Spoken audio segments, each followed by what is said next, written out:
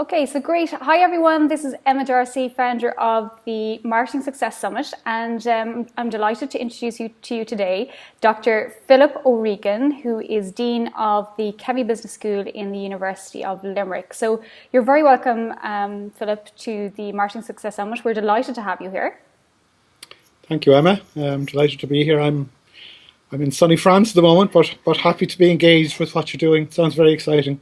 Yeah, absolutely. As I was just saying to you before we got started, we've entrepreneurs from around the world that are listening in, and what they're really looking for, I guess, from our speakers is some help and some guidance in terms of marketing, I suppose, specifically, but equally in business. And that was why I asked you, Philip, because I know you have a tremendous background in accounting, particularly, having written several books on accounting. Philip also was one of the directors for the MBA program in the university, and I've had the privilege of being in Philip's class and have learned a lot in terms of cash flow, and I suppose sometimes what's conceived as the more boring aspects of business, if you will. Sorry. And so I suppose today really is just about, I suppose in general, giving people some insights into, I suppose, gaps in knowledge you've come across in the classroom. Because I suppose just to give people a flavour, I mean, as the Dean, you would meet corporates, you would meet business owners, entrepreneurs, you're meeting the lecturers, the business lecturers, the students. So I think you're kind of getting a good cross-section of what's working and perhaps the gaps sort of in general. Sure. Hopefully my mixed background, Emma, can help people navigate some of the challenges they're facing.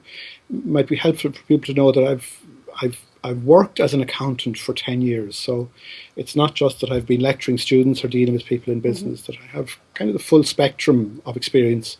And that includes with some very big accounting firms, and obviously my experience in the academic world teaching a range of people. And I suppose I'm leading up what you could describe as a fairly big business school. We've over 3,000 students. We're probably your typical SME with a turnover of up around 20 million. We're part of a bigger organisation, but we encounter the full range of people. So as I say, right from students to business executives to business leaders to people starting up their own businesses to government, the full range of people. And they have some common challenges and they have some common solutions. And I think certainly in this marketing summit, you look like you're hitting on some of the key issues that people are facing.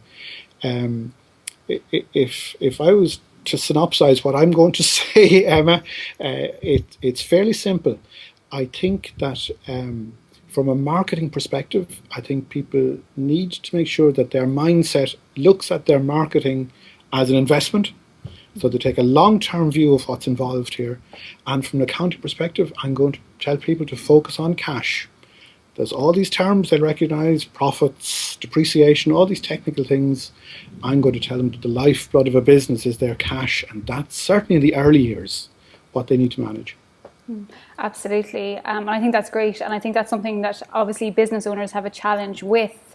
Do you have any kind of tips for people in terms of what they should do? Like, for example, I've one lady, she's a former CEO and she's speaking later today, and she was saying if I could ask you, or just to kind of reiterate for people, that some people think accounting is just to audit your books at the end of the year and that's it and that's kind of where it stops. So I suppose, do you have any tips for people or kind of things they could do that would kind of, I suppose, encourage them to do it more often?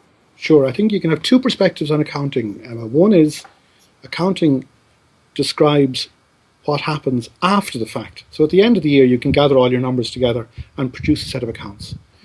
But if you want to get the best use from your accountant or accounting information, the idea is to use it to plan and to budget. So you talk about forecasts, making plans that anticipate what's going to happen over the next few weeks, the next few months, the next few years. And that's a really important perspective for people to have. I would say that most businesses, certainly most small businesses, can get better use out of their accountants and their accounting information than is currently the case. And if I deal with a common question or issue in classes, particularly in MBA classes, it's how do I use the information that I have to make sense of my business and to plan into the medium term. And I would really encourage people who have accounting information or who have accountants at their disposal to make a point of using the information in advance to help them to plan, to put budgets together, to put forecasts together. Often these don't work out, but the very discipline of putting these together just forces you to understand your business much, much better. Mm-hmm. I think that's terrific advice. Thank you, Philip. And that's something I think, will resonate with people. And I think sometimes there's that fear around nearly going to their accountant. So I suppose, do you have any sort of reference to, should they not ring them every month, but is there kind of a guide you could give them as to a couple of times a year, every quarter, or kind of how often should they be really in contact with their accountant? Well, your accountant will want to contact you at least once every year. Mm-hmm. But you as a business owner should be contacting them much more frequently. And I would encourage people, if possible, and if they can afford it, to be contacting their accountants at least quarterly. So every 3 months, they should be asking their accountants to help them to put together plans, to put together budgets, to put together forecasts. And they will be amazed at how that discipline helps them to plan into the future. It brings me back to one of the points I was going to make at the start, Emma, which is around this area of cash. I think people are often confused by accounting information. So accountants talk in technical terms, sometimes like marketeers do, talk in technical terms. But really, the elements of it are very, very straightforward. And I would encourage people to use their accounts and their accountants in a way that focuses on the basics. The basics are cash, profits, how they're going to survive into the medium term, where they're going to get money from, how they're going to fund their businesses into the 3 or 4 year window. That's the key period for most businesses. Okay, great. And I'm just wondering, just there in terms of funding, do you have experience, which I'm sure you have, let's say, in terms of people going to banks, or should they be, I suppose, doing it from their savings, or I know it's how long is a piece of string, but have you any kind of guidance or framework for people in terms of the level of investment that they need to put in personally, but equally to look outside of themselves and how they can, I suppose, look for other investment as well? Yeah, I suppose every business is unique, Emma, and there are particular ways each business should approach this challenge. But there are some basic rules. Let me give you a very extreme example. If you were going to build a new business premises for £10 million or €10 million, you would not use an overdraft. Okay. Seems fairly obvious, but there's one end of the spectrum. If you were going to do something very simple, like have a small marketing spend, a couple of €1,000, you wouldn't go and arrange a huge convoluted bank loan in order to fund that. Mm-hmm. So there are ways on that spectrum that you can make sense of this. And really, most banks will be able to provide you with a package that suits the type of investment you're going to make. What you need to know is whether you're looking at a short term, a medium term, or a long term set of activities. And that really will crystallize it.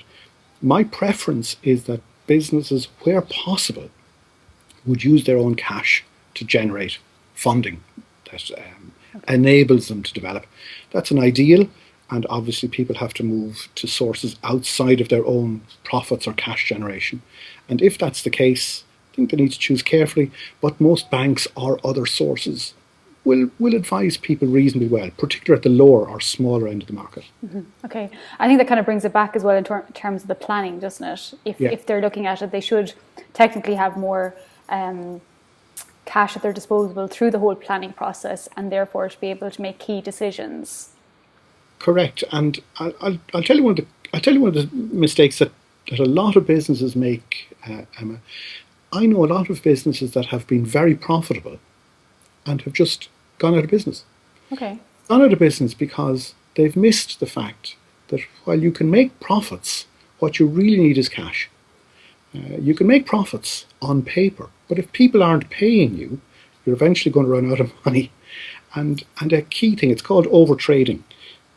It's a common challenge for small businesses in particular to make sure that they translate the sales that they make into payments, into cash, so that they can keep developing their business. And that's why having an accountant or an understanding of accounts is so important.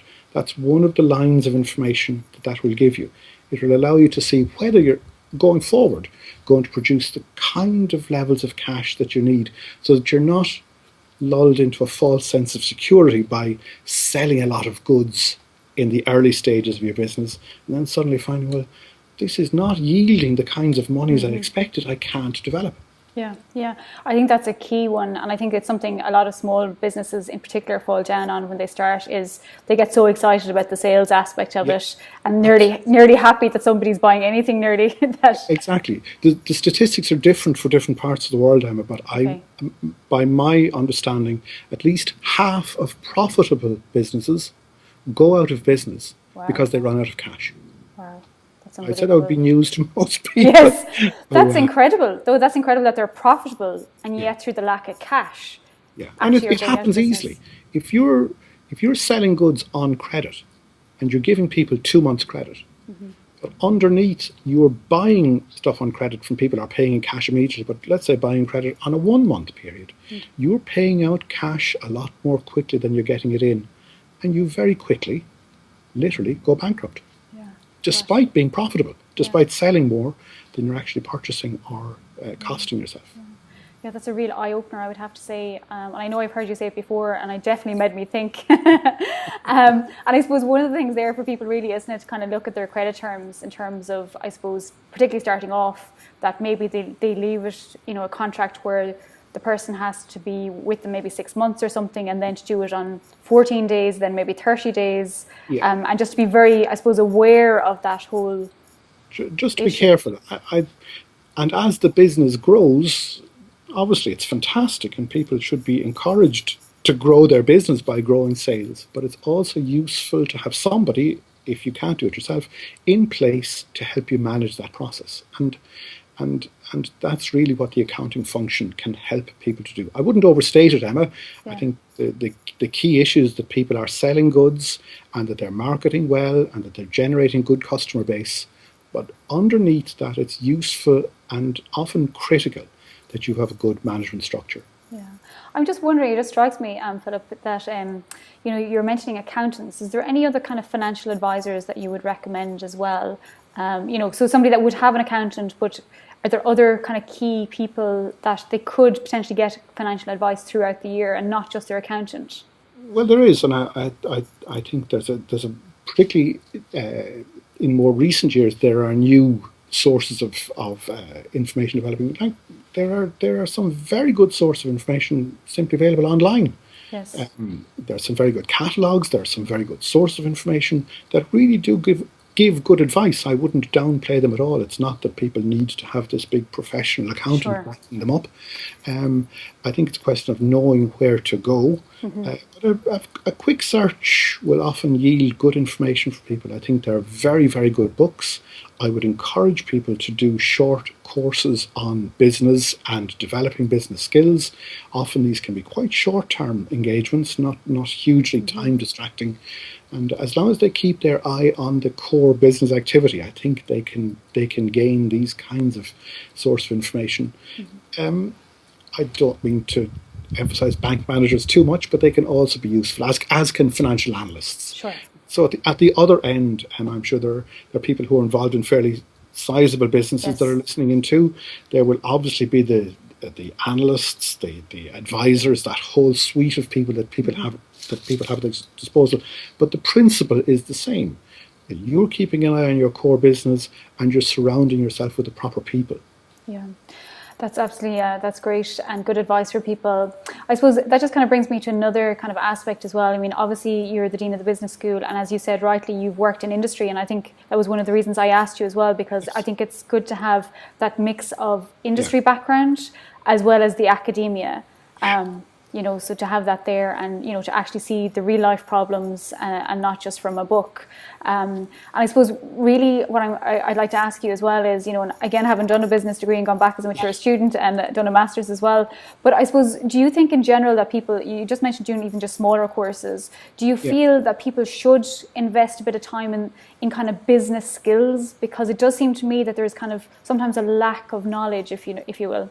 I do, and I think it's sad to see people with very good business ideas who have growing businesses simply lose out or go out of business because they don't have the proper information or the proper support or the proper people around them. I'd emphasize the last bit, Emma. To have the right people with the right skills around you is probably a key thing for most businesses to get into their way of thinking.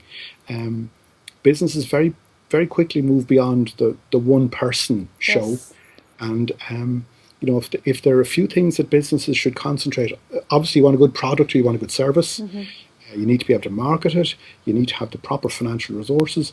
But a key part of that equation is surrounding yourself with people. And I think if the range of experience that I have has taught me anything, it's that's a common theme. The good businesses are the ones that grow from a small beginning with very good managers, very good leaders, but people who know how to surround themselves at the right time with the Right. right professional advice. We can't do everything. Sure. It's often a big admission for people, particularly for entrepreneurs, particularly for people who are out selling. We often we don't like to lose control of our products. Sure. I think part of the lesson is we have to learn to recruit good people Yes. and let them off. Yeah, that's a really good advice, and actually it's something I noticed that you do actually within the business school, Philip, and it's something I think you are admired for in terms of, because as the dean you obviously are the leader or the person that kind of makes a lot of key decisions. So do you have any tips for people in terms of surrounding yourself with key people? Because some people will be listening and they're thinking of hiring one person or two people or maybe a couple. So how do you find those people, or what kind of key skills or I suppose personality characteristics should those people have? Well, I suppose the first thing to do is for all of us to admit we need to surround ourselves with good people. I think having a good, whether this is a board, Emma, or good managers or good employees, and we probably need to put a lot of attention into that. To recruiting people who are good at what they do, who have skills we don't have. I've had to surround myself with people who have skills in areas that I do not have, and have had to let them off and do their thing, and they have produced very good results. Our turnover has grown by 20% year on year for the last 5 years. Wow. These are people with online marketing skills, Emma, for instance, that I would know about, but really wouldn't be skilled Sure. at. Yeah. And they have shown me things that they can do that are just incredible. And I think that's a great capacity in a manager. I've also worked with young entrepreneurs who have a really good idea, and the winners have been the ones who've been able to leave go of absolute neurotic control and ownership of the product or service. Be able to say to people, look, I can do this, I can lead this team, but I need you to do such and such, and I need you to do another part of this. I'm thinking of one case in particular, an individual who grew a business from a turnover of, I would say maybe 20,000 10 years ago to certainly in excess of 1 million within a matter of Wow. 2 years. And the key to his success was surrounding himself with the right people. He had the courage to admit, I don't know how to do all of this. And the education for me in that, Emma, was he had an absolute loyalty to his product. Okay. That's what he focused on, the quality of that product, the excellence of the product. He identified with this product, but the people around him were able to provide engines of growth, were able to market it, were able to sell it, were able to support it, were able to develop it. It's real education for me. Yeah, absolutely. I think there's some key gems of wisdom in there for us all, I think, in terms of that letting go. Exactly. It's hard. It is, for sure. And be lots of people, I think, self-identifying with what you've just said. It's a hard lesson to learn, I think. It is. It's good to learn it the first time out. Yes, correct. Yeah, and I suppose that's the key challenge, I guess, as well. Something else that strikes me as well is, when somebody was suggesting to ask you was that, I suppose because business is becoming more international and more global, and I suppose as a marketer, I'm kind of more in the online world, if you will. Yeah. And there are lots of online courses coming up, and lots of people, I suppose, to be honest, in my view, sometimes starting up last week and are educating people this week and all the rest of it. But there's kind of this idea, like nearly anti-education, in the context of, I suppose, some people that wouldn't have, I suppose, either experience or indeed an educational background.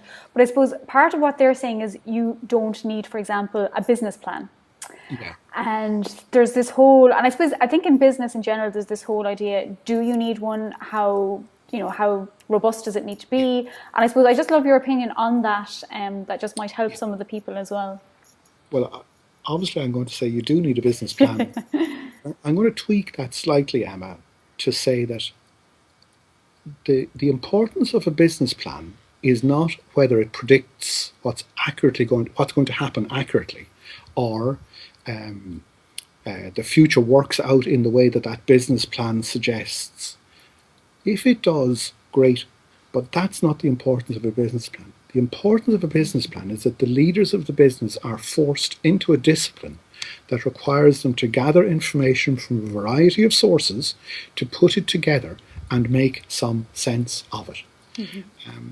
That discipline is really important. Helps people to plan, helps people to understand the different pressures that they're under from the business perspective, helps people to see that there are different potential outcomes to these if they do them by having one projected outcome, a second projected outcome, a third projected outcome.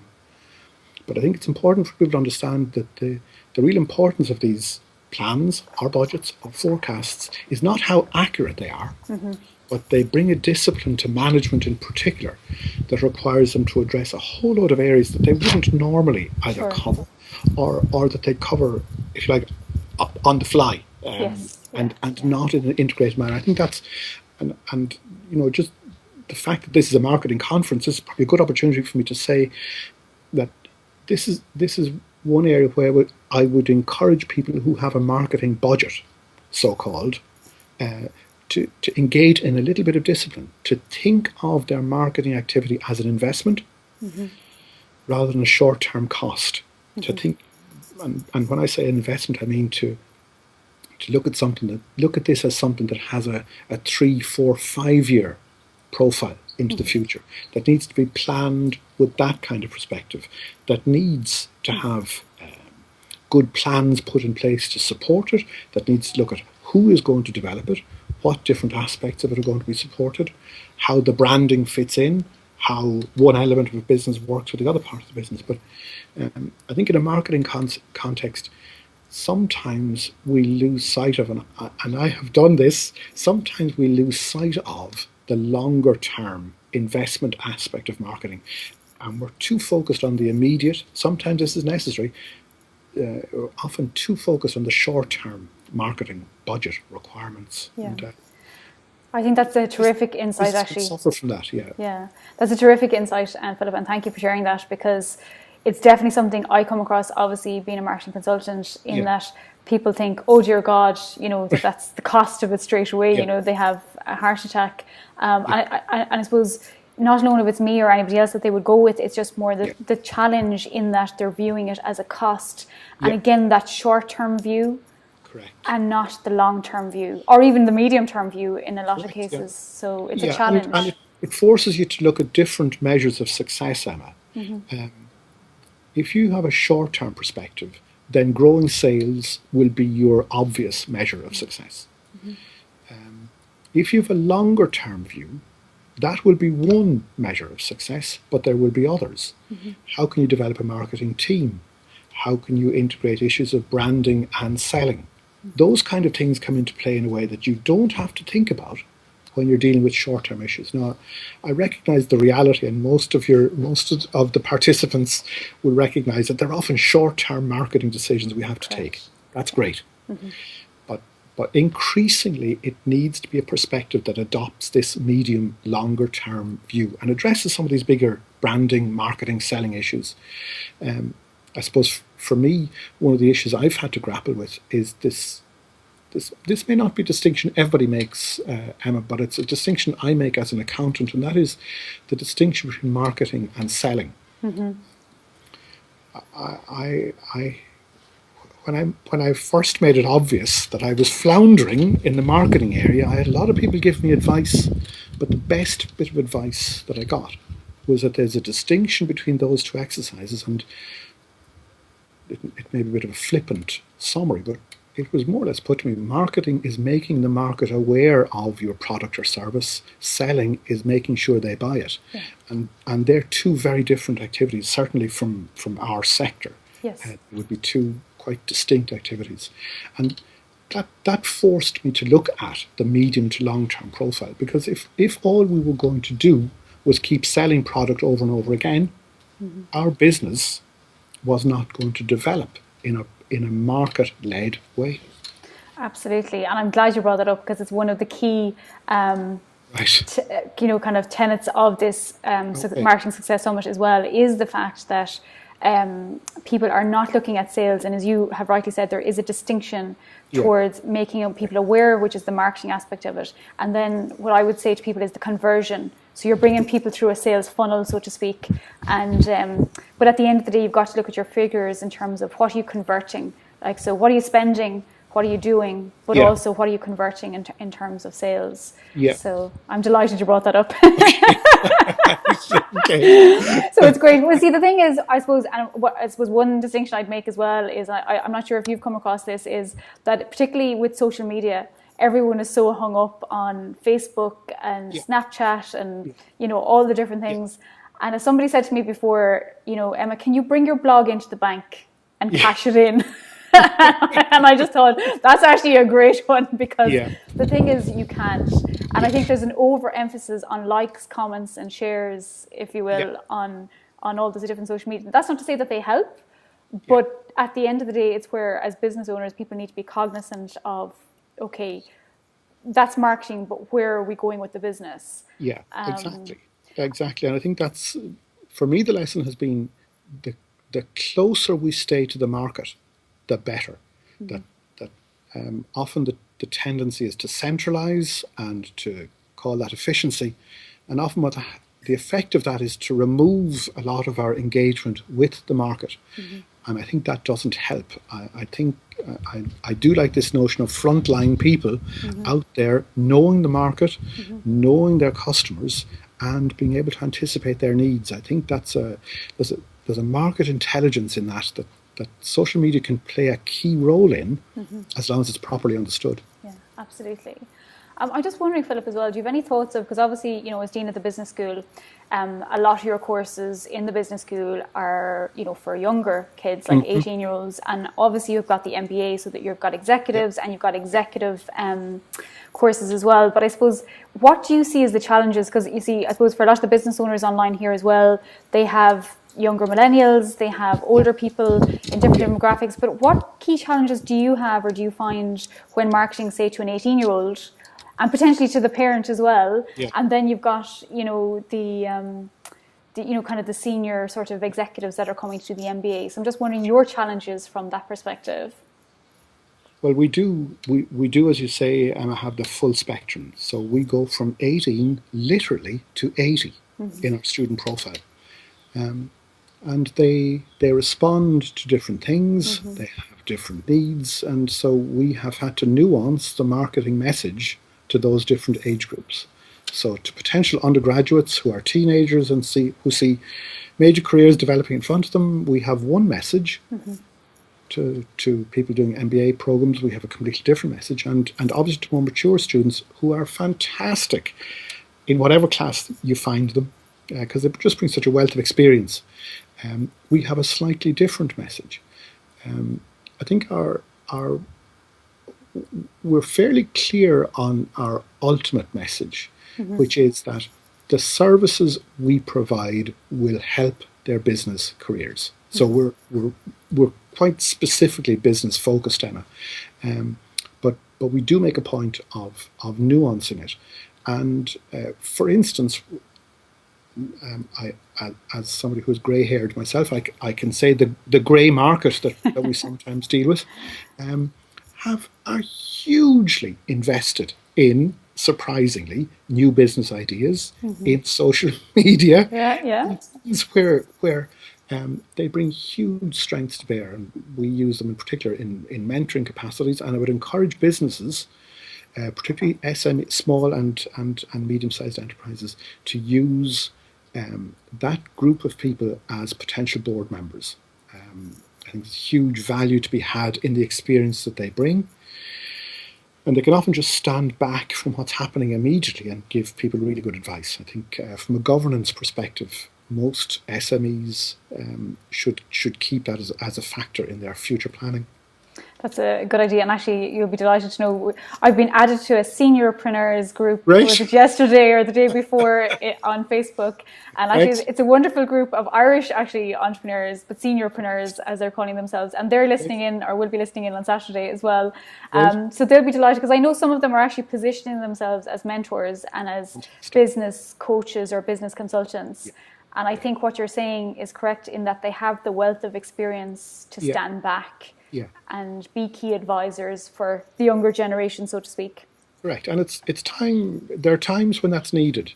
It's not that you want to stifle the enthusiasm. Mm-hmm. It's that you want to direct it, and that's often the tweak that they can bring to the energy that younger people will bring to business, and the enthusiasm that people will bring to business. So we would be big promoters of that aspect of business, particularly in a governance context, Emma, where they can act as mentors or board members. Okay, that's some great ideas there. Okay, well, what I just want to ask you as well, because we'll wrap up soon enough, is, in terms of, I know you have some key relationships with industry, and I'm, say with corporate, I know Northern Trust, for example, which would be very big multinational in Limerick, that you've developed some key relationships with, very good businesses that are international businesses, and I suppose Irish businesses as well. Yeah. And I suppose, what are your key learnings from, talking to these high-level executives or dealing with them? I think at one level that the challenges that businesses face are the same, whether businesses are small, medium or large. Mm-hmm. And most of them have to do with money, markets and people. Mm-hmm. And those are fairly common, that there's a consistency across the market. Obviously for bigger companies there are issues of scale, and there are also opportunities that they have that other entities just do not have. So in dealing with companies like Northern Trust, in dealing with other large multinationals, we would be engaging with them at a number of levels. We would be certainly providing them with a huge number of their employees, and that would be a huge level of our engagement, Emma. Mm-hmm. For other medium-sized businesses, it would be a slightly different engagement, but the issues would still be the same. Can we get good people to sell good products to good customers? And there's some fairly common themes to those things, yes. lot of which we've discussed already. So I think it's great for us to deal with big clients like Northern Trust. They open our eyes to big markets and big issues that we wouldn't otherwise encounter. And I think they get a lot from the range of inputs that we can get into those kind of companies. Yeah, absolutely. I think that's just great, because I think there's a couple of key things there in terms of, getting, I suppose, seniorpreneurs or whatnot, helping people, but equally, just reaching out in general and looking for people that actually have knowledge in specific industries. And equally, if some of the listeners have, access to people in corporate, to not dismiss the level of knowledge that's from there, because they've often experienced it at the front lines. Correct. And are very aware of the issues. Yeah, and usually have, they're in these senior positions for a reason, Emma, and they have the scars to prove it. They've been through big battles where the issues at play have been huge, and they bring a wealth of experience to the table. It's often a privileged to sit in some of these boardrooms and listen to them analyse business issues. They will come back surprisingly to some of the things we mentioned at the start here. Right. Is there cash in the bank? They may phrase it slightly differently. Sure. Do we have a good product? Is our employee base working? Is our marketing activity engaging with people that we want to sell to? They talk about them in quite different dimensions. We had, just interesting, in one of our more recent MBA classes, we had at one side of the room the CEO and president of a company that has currently sales of $3 billion. Wow. And at the other side of the room, we had somebody who is an executive in an Irish not-for-profit entity, who arrived in the classroom assuming that they would be poles apart and would probably clash over some issues, and incredibly, and to their own surprise, discovered that the issues they were facing, there were differences of scale, but were actually quite common. Right. They're looking at the issues I just mentioned: money, people, and markets. Yes, but just bigger amounts or lesser amounts, as the case may be. Absolutely. Okay, well, that's fantastic. It's a very good analogy, I think, for people that, that the issues can be the same. Because I think sometimes smaller business owners can get caught up in what they see as smaller issues, and they don't go looking for help because they have the idea that they should know it. But actually, in fact, the CEO of a bigger organization is running into the same challenges. So it's about getting key advice. Yeah. Absolutely. And I think we should have the courage to go. It took me a bit of time in this job to learn that. I had to admit there were parts of it I just left me floundering. Right. And it was finding good people to fill that space that made the difference. Right. Well, I think that's a key learning for people. And I suppose just on that, actually, because you might have some experience of this from your accounting background and from working in industry, but if somebody's thinking of taking on somebody in the morning, one of, I suppose, the key issues that they feel are there is, I suppose, a lack of knowledge around, the cost to the business, or what they perceive as the cost of the business, in terms of, like here in Ireland, you're paying PRSI, you're paying taxes as a business owner. And I'm just wondering, do you have any advice for people, somebody that's in, I suppose, making that key decision, do I take somebody on to scale? And I suppose where they're looking, again, I suppose, nearly like the marketing, seeing it as a cost rather than an investment. And I suppose, do you have any thoughts on that? Well, I think it's strange. Most businesses will know that often to get an expense of €1,000 or £1,000 or $1,000 cleared will take you weeks to navigate this through an organisation. Sure. But the process of recruiting somebody who may be arriving on a relatively big salary and stay for a long time, whose ultimate cost may run into millions of dollars or euros, often is quite a straightforward exercise, and there's no thought or planning put into it whatsoever. It's actually the key activity. It goes back to what we said earlier, Emma. Surrounding ourselves with good people is the key, as long as we have a good product.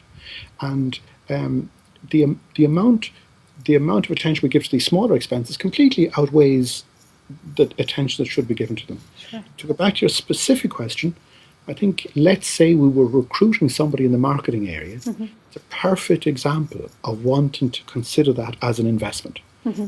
We are investing at least a 7-figure sum in somebody if they stay with us for 15, 16 years. And that really should require some thought and planning along the lines we discussed earlier.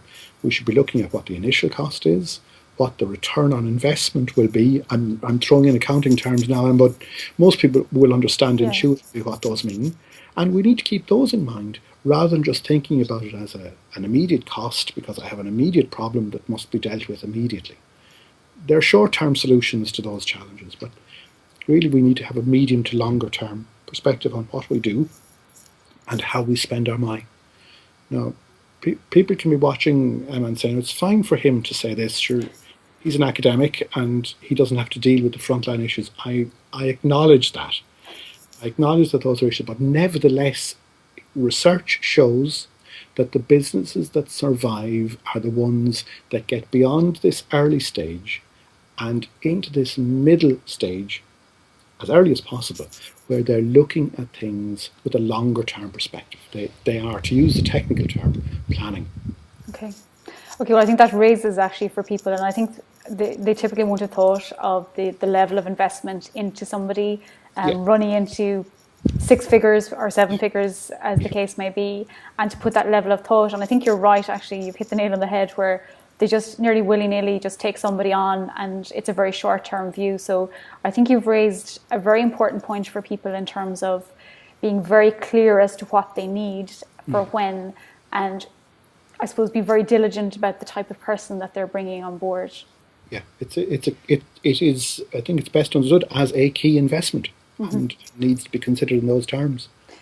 Great, fantastic. I suppose, do you have anything else, Philip? Because I know you're on holiday, so I'm taking up your time. That's okay. I wish we could actually switch there. Your background looks amazing.